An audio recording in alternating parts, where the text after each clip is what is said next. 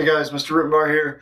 Sorry I'm out of the building today. I'm actually doing some ice fishing with a couple of guys for the weekend. So sorry that I'm not there. The plan today is to do stations, as you can probably already figure out. All four of these stations are stations that we do on a fairly regular basis, so that it makes it as easy of a day as possible for you guys as well as for Mrs. Lytle and our guest teacher. So station number one is striker ball. We know the routine with striker ball. Again, make sure that we are space out the cones evenly. If the ball exits the circle in between your cones, you are out, and the next person coming in is the new server. Again, the new server, this is where we struggle a little bit. The server is going to roll the ball slowly across the court to start it. After that, it is fair game to hit as hard as you want. If we're not sure who's out, if it goes over the cone and we're not sure who it is, rock, paper, scissors solves all of our problems. Cleanup for this station is pretty simple. Make sure that we have the cone spaced out evenly. Make sure the dodgeball in the middle. And if you could, tidy up the poly spots for where we lined up.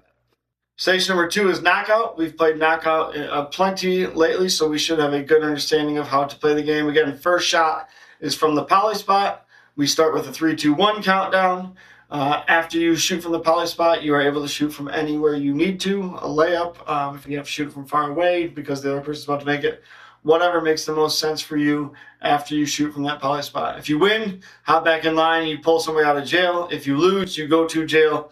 And the way that the game is completed or won is when one team sends the other teams, the entire team, into their jail. Station number three, we're going to come around the curtain. We're not going back behind the curtain by the wall. We'll go around the curtain to play foam hockey. Again, blue sticks against orange sticks. Split it up evenly. The goalies have a real stick. Again, if you've been goalie for a few minutes and somebody else would like to be goalie, switch out with them. You would expect them to do the same. Remember, with the foam hockey sticks, the only thing that we're making contact with is the puck. We're not playing swords. We're not hitting ourselves. We're not slapping the ground. All those things are ways to break the sticks. Again, the longer we take care of them, the more we can use them. Cleanup for this station, make sure that we have the blue sticks down here on one end and the orange sticks down on the other end, nice and neat on the blue mats, please. Station number four is the grand prize game. It's been a little while since we do this. 7 shots in a row in order without missing. Okay, we have them set up with the bean bags. You'll see that the first 5 shots are blue hula hoops. Then we have the red and the yellow. Okay. Again, if you make the first 5, that is when you need to get my attention, Mrs. Lytle's attention, or our guest teacher's attention, so that they can see you make the last 2. Again, you have to go in order: first hoop, second hoop, third, fourth, fifth, sixth, and seventh.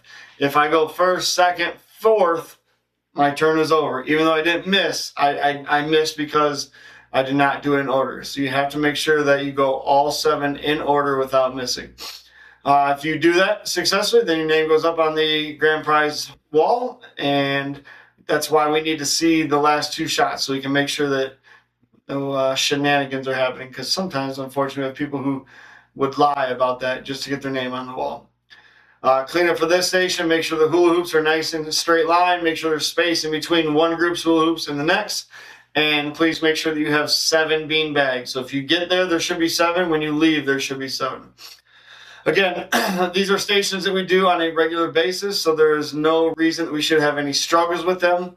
I try to make it as easy as possible for you guys and for our guest teachers by doing these types of things. So hopefully when I come back on Monday, I hear good reports about how things went with you guys today.